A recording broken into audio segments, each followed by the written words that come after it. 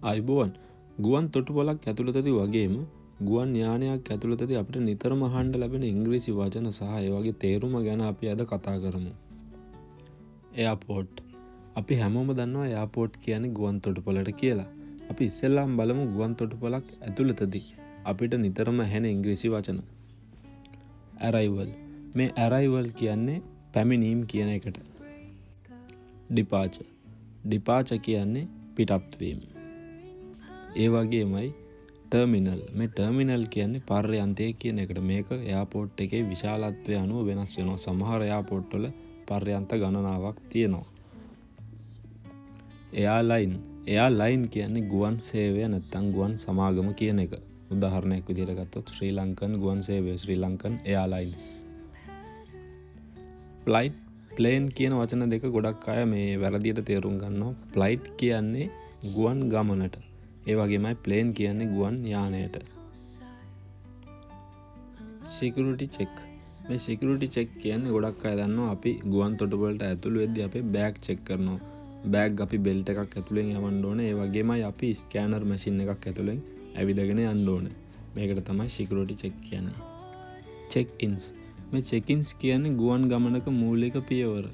Check-in වෙන ක්‍රම ගණනාවක් තියෙනවා. ඒ වුණාට පොදුවේ ගත්තාම අපි අපේ ටිකට් බුකින් එක දීලා බෝඩින් පාස් එක ලබා ගන්න තැන සහ අපේ ලැගේජ් බාර දෙන තැන තමයි මේ චෙකින්ස් කියන්නේ. ඒ වගේමයි බෝඩින් පාස්. මේ බෝඩින් පාස් කියන්නේ පොඩි කාඩ් එකක්. සරලවම කිව්වොත් ගුවන් යානයට නගින්න හම් වෙන අවසර පත්‍රය තමයි මේ බෝඩින් පාස් කියන්නේ.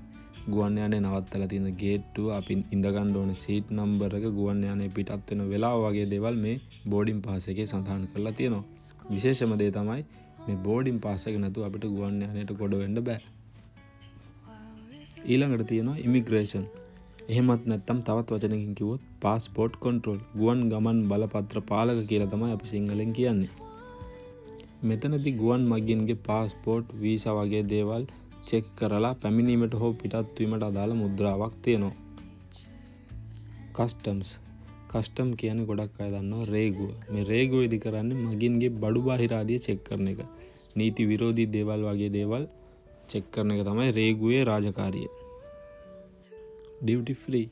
හැමෝම දන්නවා ඩියුටි ෆ්‍රී එක කියන්නේ මොකක්ද කියලා. හැබැයි මේකේ තේරුම තමයි බදු රහිත කියන එක. ඩියුටි කියන්නේ බදු, ෆ්‍රී කියන්නේ නොමිලේ කියන එක. කියන්නේ බදු රහිත කියන තේරුම තමයි ඩියුටි ෆ්‍රී කියන්නේ. Check-in bag. චෙකින් බෑග් කියන්නේ අපි ගුවන් යානයට බාර දෙන බෑග්. ගුවන් යානය ඇතුළට අපි අරන් යන්නේ නැහැ. බෝඩින් පාස් එක ලබා ගන්න තැනින් ගුවන් යානයට බර කිරලා බාර දෙන බෑග් තමයි චෙකින් බෑග් කියන්නේ. කැරි ඔන් එහෙමත් නැත්නම් හෑන්ඩ් ලැගේජ්.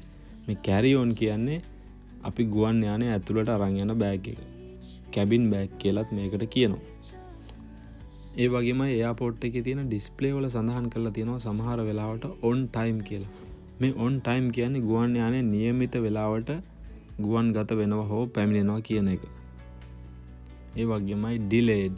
ඩිලේඩ් කියන්නේ ගුවන් යානය ප්‍රමාදයි කියන එක. කැන්සල්ඩ්.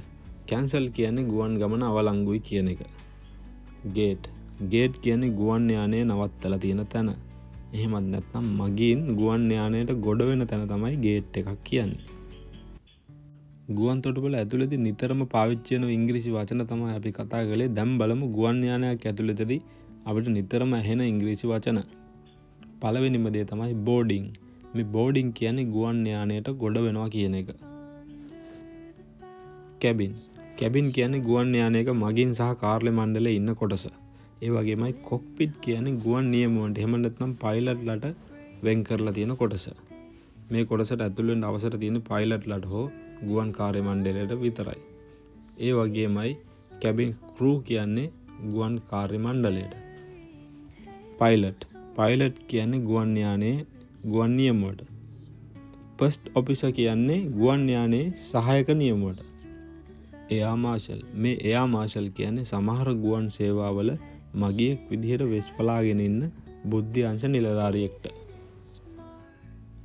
සේෆ්ටි බ්‍රීෆින්. මේ සේෆ්ටි බ්‍රීෆින් කියන්නේ ගුවන් යානයේ පිටත් වෙන්න කලින් ගුවන් සේවක සේවිකාවන් විසින් ලබා දෙන ආරක්ෂක උපදෙස්. ලැබටරි. මේ ලැබටරි කියන්නේ ගුවන් යානයේ තියෙන වැසිකිලි පද්ධතියට. ෆ්ලයිට් ගැලේ කියන්නේ ගුවන් යානයේ තියෙන පොඩි මුළු තැන්ගේට. ටේක් ඕෆ් සහ ලෑන්ඩින්. මේ ටේක් ඕෆ් කියන්නේ ගුවන් යානය ගුවන් ගත වෙන එකට සහ ලෑන්ඩින් කියන්නේ ගොඩ බාන එකට.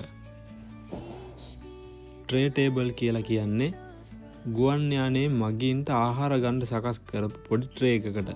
මේක සවි කරලා තියෙන්නේ අපේ ඉස්සරහා සීට් එකේ පිටිපස්සේ ඇන්දේ. මේක අනිවාර්යයෙන්ම ටේක් ඕෆ් එකකදී හෝ ලෑන්ඩින් එකකදී අකුලලා තියන්න මතක තියාගන්න. ඕවර්හෙඩ් කම්පාර්ට්මන්ට් කියන්නේ අපේ හෑන්ඩ් ලැගේජ් එක දාන්න හදලා තියෙන රැක් එක. මේක තියෙන්නේ සීට් වලට උඩින්. ඉන් ෆ්ලයිට් එන්ටර්ටේන්මන්ට් කියන්නේ ගුවන් මගීන්ගේ රසාස්වාදය සඳහා ගුවන් යානයේ සවි කරලා තියෙන ටීවී එකට. මේකේ අපිට සින්දු අහන්න, ෆිල්ම් බලන්න වගේ දේවල් කරන්න පුළුවන්. ඒ වගේමයි සමහර වෙලාවට ඇහෙන්න පුළුවන් ඇල්ටිටියුඩ් කියලා වචනයක්. ඇල්ටිටියුඩ් කියන්නේ උන්නතාංශයට. ඒ වගේමයි ක්ලයිම් කියන්නේ ඉහළට නගිනවා කියන එක සහ ක්‍රූස් කියන්නේ ප්‍රියාසර කරනවා කියන එකට. ඒ කියන්නේ එක මට්ටමකින් ප්‍රියාසර කරනවා කියන එක තමයි ක්‍රූස් කියන්නේ. ඒ වගේමයි ඩිසෙන්ට් කියන්නේ පහළට පාත් වෙනවා කියන එක. සමහර වෙලාවට අපිට ඩිසෙන්ට් කියන වචනේ ඇහෙනවා ගුවන් තොටුපළකට ගොඩ බාණ්ඩ ලඟ වුණාම. ඩිසෙන්ඩින් කියලා කියන්නේ පහළට යනවා කියන එක. ඒ වගේමයි ගොඩක් වැදගත් වචනයක් තමයි ටර්බියුලන්ස් කියන්නේ. ටර්බියුලන්ස් කියන්නේ කැළඹිලි සහිත තත්වයක්. සමහර වෙලාවට අපි ක්‍රූස් කරද්දී අපිට පයිලට් කියන්න පුළුවන් ටර්බියුලන්ස් එකක් තියෙනවා සීට් බෙල්ට් එක දාගන්න කියලා. මේ කැළඹිලි සහිත තත්වයකදී අනිවාර්යයෙන්ම අපි සීට් බෙල්ට් එක දාගන්න ඕනේ.